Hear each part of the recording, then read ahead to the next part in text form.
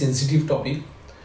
আর women যে infertility যে সমস্যাটা আজকে এইরকম জায়গা একটা দাঁড়িয়েছে যেখানে পেশেন্ট হয়তো একটা লজ্জার ব্যাপারে বা হয়তো একটা জায়গা পৌঁছানোর পর তারা কিন্তু ফেস করতে পারে না, কিন্তু মোস্ট অফলি আমরা দেখি এই ধরনের যে পেশেন্টগুলো রয়েছে তারা কিন্তু রং ট্রিটমেন্ট পথে হাঁটে। আজকে যদি আমরা ইনফার্টিলিটি নিয়ে যদি কথা বলি, মানে যাদের বেবি কনসিভ হচ্ছে না, সেটা একটা প্রশ্ন আছে।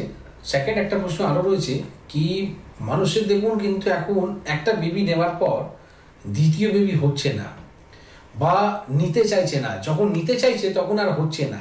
এটা কি আর কেন তাকে বলে দেওয়া হচ্ছে ডাইরেক্ট শুধু আপনি আইভিএফটা নিতে হবে, কিছু মেডিকেশন দেওয়া হয়, কিছু সার্জারি করতে বলা হয়, এরপর লাস্টে আপনাকে আইভিএফ করতে বলা হচ্ছে। আজকে আইভিএফ নিয়ে যদি আমরা কথা বলি তো দেখবেন কি আপনি পাড়ার মধ্যেও কিন্তু একটা আপনার আইভিএফ সেন্টার কিন্তু চালু হয়ে গেছে।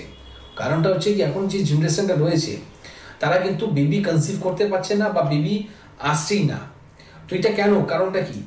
আমরা অনেক ডাক্তারকে এই ধরনের প্রশ্ন করি, যখন আমার কাছে জুনিয়র ডক্টররা যদি আমার কাছে আসে একটা কাজের জন্যে, যখন আমরা অ্যাপয়েন্টমেন্ট নিই, তখন কিন্তু একটাই প্রশ্ন থাকে কি, বেবি কনসিভ হচ্ছে না কেন, কারণটা বলো।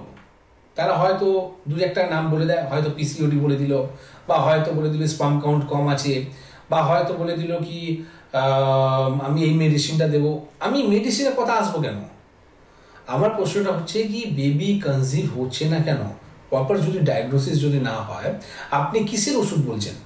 তো শুধু দেখুন, আমি এটা নিয়ে বলছি না, এটা একটা ভে, আমি আপনাকে একটা উদাহরণ দেব না, এটা হচ্ছে একটা ভে যাতে আমরা আজকে মডার্ন মেডিসিনে যদি কথা বলি না, তো ঠিক ওই ধরনেরই যাতে আপনি গাইনোলজিস্টকে দেখাচ্ছেন বা যাকে আপনি ডাক্তারকে দেখাচ্ছেন, তারা আপনার কথাগুলো ঠিকভাবে না শুনে, ঠিকভাবে রিপোর্ট না দেখে সময় নষ্ট করছে।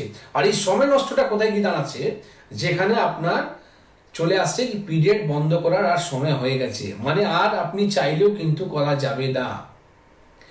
আপনার যে একটা রয়েছে, যে ডিমটা রয়েছে, সেটা আপনার বডির মধ্যে ফেলা হবে, বডির মধ্যে ফেলার পর আপনার কিন্তু বেবি হবে, লাস্টে আপনার বলে দেবো কি না এটা হবে, এবার হলো না, আবার আপনি ট্রাই করুন। একটা আইভিএফ করতে গেলে কত টাকা খরচা হয় বলুন তো? সেই জিনিসটা একটা মানুষ কষ্ট করে জমি জায়গাটা বিক্রি করে তারপরে কিন্তু আপনাকে একবার আইভিএফ করলো, এইবারে কিন্তু হলো না, তারপরে আপনার দ্বিতীয়বার করলো, তারপরে যদি না হয় ফেলিয়ার, পেশেন্ট কিন্তু কি হয়, মোস্ট অফ পেশেন্ট আমরা পাই যেখানে পেশেন্ট বলে দেয় কি আর হবে না, আমি ছেড়ে দিলাম। হয়তো ওরা মন্দির মসজিদ করতে কিন্তু ঘুরতে চালু হয়ে যায়, রং ওয়েতে আবার আমরা আসবো, আমরা স্যার ডিটেইলে আলোচনা করবো। একজন বন্ধু